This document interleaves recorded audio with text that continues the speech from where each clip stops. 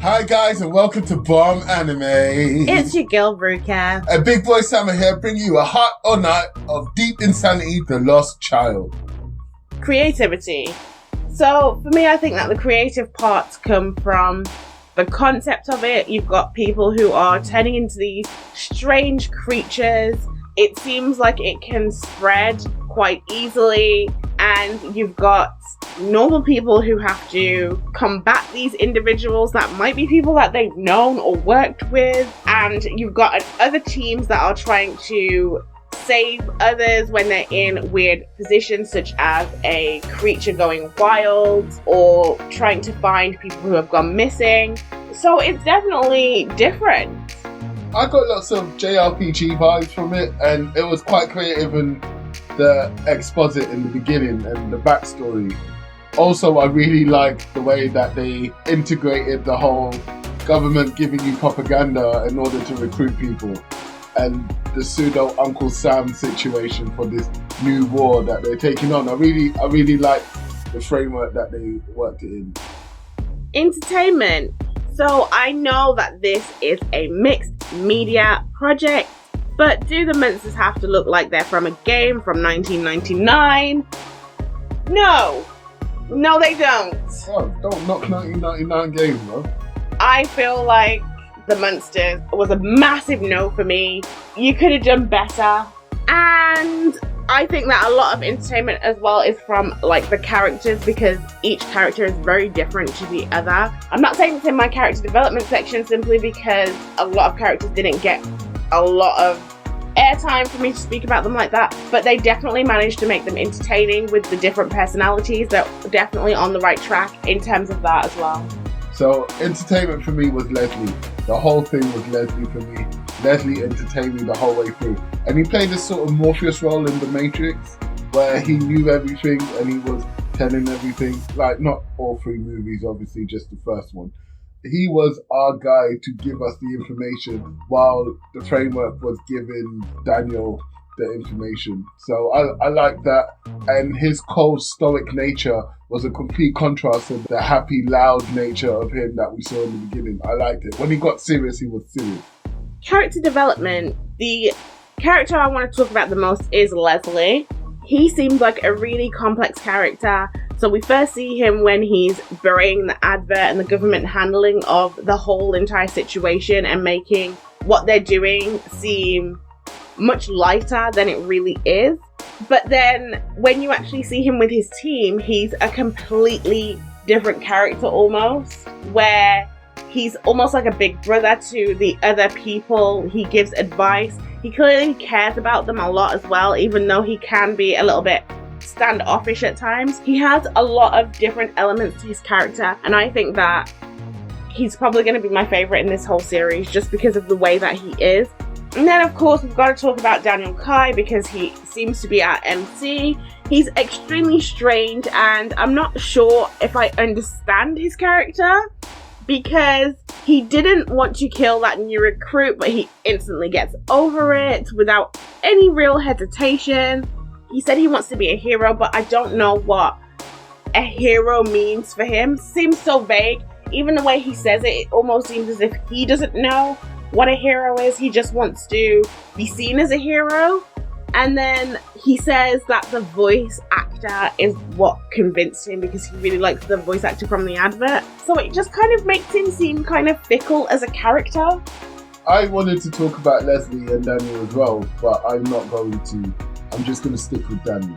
The fickle nature that we could just describe sort of goes back to the title.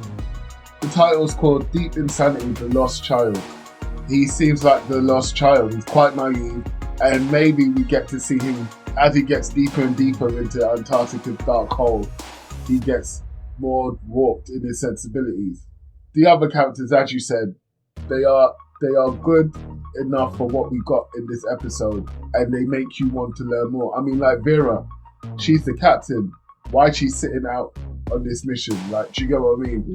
I really want to know what's going on. So I feel like this show has legs in terms of development of the characters. World building. The conversation between Vera and Leslie in the beginning, plus Daniel Kai being able to volunteer, shows how desperate the situation is. You didn't get that necessarily through the rest of the anime, but it sets it up straight away and you know what's going on. Also, the conversation that the government officials were having when they were basically laughing about Daniel Kai even volunteering after creating that advert in the first place really tracks for the way governments operate in general. They advertise how the sleepers are these heroes and then they just sort of laugh at Daniel Kai for being a hero, but then we also heard the other government official saying this type of person is the only type of person that really applies. And then you see that again near the end of the episode when Daniel Kai is walking and he sees the other group and they have the new recruit who's sort of lagging behind and he's saying, oh sorry, and he rushes, and then later on he's the one that actually gets infected as a monster and it has to be killed like immediately. I like the way that they have little things all the way through and they connect the dots so that you get like the full picture of it. I think that they're doing a good job with the world building in that way because they don't have to sort of talk it to death. They can be quite a little bit more subtle with things, but not subtle enough that you're not going to pick it up. So for me, in terms of world building, and I know I've said this before, I need to know that this is the only place that this situation can happen. And yes, I feel like they smashed it in this sense. As Ruka said, there's subtle hints and subtle drops. For me, it's the conversation that Leslie has been having throughout. These are the rules. Don't die. Try not to die. Don't think about dying. And if you feel like you're going to die, do it somewhere else. Oh, and lastly, remember that you could die. I mean, that's the kind of stuff that you're going to hear in a life and death situation where the world is at stake. And on top of that, the fact that they've separated the world from the normal world to the underworld as well. You can see the changes. And it happened with Leslie's personality. It happened with the way that the graphics changed. It happened with the way that the stuff moved around. In the normal world, it just felt normal. Like you're watching a normal anime, maybe a slice of life or a romance. Out of nowhere, it turned into a JRPG style Dungeons and Dragons dungeon crawler, which is great.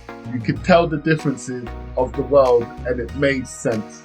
And the advert, the government officials, everything Ruka said basically made me feel like this couldn't happen in a box, it couldn't happen in the sub, it could only happen here. Plot execution.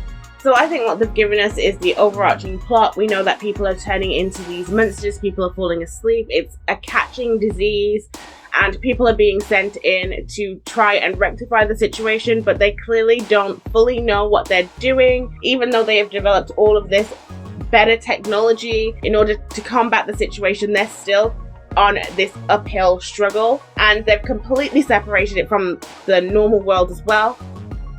To me, it feels a lot like how war is if it's not in the country that you're living in. It's kind of like, you know that it's sort of going on, but you really don't know anything at all. You have no idea how bad it is. You have no idea what's happening to real people. And you're sort of in this bubble where you're just continuing to live your normal life, where this horrific thing is happening sort of away from you. And I actually like the way that they made it feel very similar, because it made it more relatable as well and more real, like something that you can connect to. So, plot execution for me, okay, look, it made sense as it carried on. You could tell that this is the world that they've built and it moved the plot along. They didn't give an overarching plot, in my opinion, i.e. I don't know what the purpose of Daniel is. I don't know his true motivations. Yeah, he wants to be a hero, but why? Why does he want to be a hero? Why is it that he's afraid to shoot a beast, but then someone who he's seen struggling, he instantly turns on the hero switch. Like, what is the reason? I get that they're leaving the mystery, so don't get me wrong. I'm not saying that they did a bad thing here. I'm just saying in terms of plot, it was very hard to move forward. But what they did do right, in my opinion, was when they kept asking for permission to engage. That brought the sense of realism for me. Like, you're right there, the bad guy's right in front of you, but you still have to ask permission before you can shoot. That right there, I was like, yeah, this is wartime, baby. This is definitely wartime. To the verdict, creativity, hot or not? Yeah, so for me, creativity, it's a hot. Yes, they're piggybacking off a game that's already established, but they're doing it in a way that makes me feel like this is an anime in its legitimate form. I agree with everything that you've just said. I also think that this is a hot for creativity for the same reason. Entertainment, hot or not? Yeah, I was definitely entertained. As I said, Leslie made me entertained this whole episode, and I'm sure I'm going to get more tidbits from this guy moving forward. Unless it's a girl, maybe. The entertainment definitely does come from the characters. I also feel like we're going to get more funny parts and more entertaining parts from the character of Larry as well. Although he hasn't had as much screen time, you can see that he's kind of a little bit more aloof, a little bit more, fun, and it was already mentioned that he likes to play pranks on others. So I also think that we're going to get that coming up. I thought that the entertainment was also a hot. Character development, hot or not? Unfortunately, I'm going to have to say no, because I still don't know a lot of the motivations. You've just introduced them. I mean, yes, they did a good introduction, but they didn't develop anyone, in my opinion. I think that they really struggled with the character of Daniel Kai, which is weird because he is the MC, but I feel like he might be hiding certain things. Just because of how confusing his character was, I think that there are more things about him that he's not letting us know about. He seems to be lying. He's a liar. Anyway. Wow, okay. I'm going to say it's a hot for the character development, because I think that all of the other characters were developed quite nicely, even though we only got like little bits of each character. Leslie alone carried this, and he was the main focus of this episode. He was right there from the very beginning. It's a hot. World building. So for me, world building is a hot. I feel like this couldn't happen anywhere else, I've already said. And look, if you have this situation where the government is this desperate, how do you go about it? Does this seem believable? Absolutely. So definitely a hot thing. This is also a hot for me. I think they did a good job with the world building. It did seem quite believable, They did that. Plot execution, hot or not? So unfortunately for me, it's going to be a not. And it's only a technicality. I still don't know what's going on here. And I know it's episode 1, and everyone says you need to watch 3 episodes in order to understand an anime. Well, we only do it in 1, and if you can't do it in 1 like others have, it's a not. So it's a not for me. I'm also going to have to say it's a not, although I do think that they did an okay job with the plot. They could have just done a little bit more. So there you have it. Big Boy Sama has gone for 3 out of 5 categories, and weirdly, although I have also gone for like a 4 out of 5 hots, I'm not sure if I'm going to like the rest of this anime. I really don't know if I'm going to enjoy it, even though I've given it quite a high score. I feel like I might actually enjoy it, even though I've given it a middle-ish score, because I feel like it's one of those animes that's going to grow on you and get better as it goes along, personally. I hope so. So let us know what you think in the comments. Don't forget to like, subscribe, and share. And if you made it this far into the video, thank you so much for the support. Peace.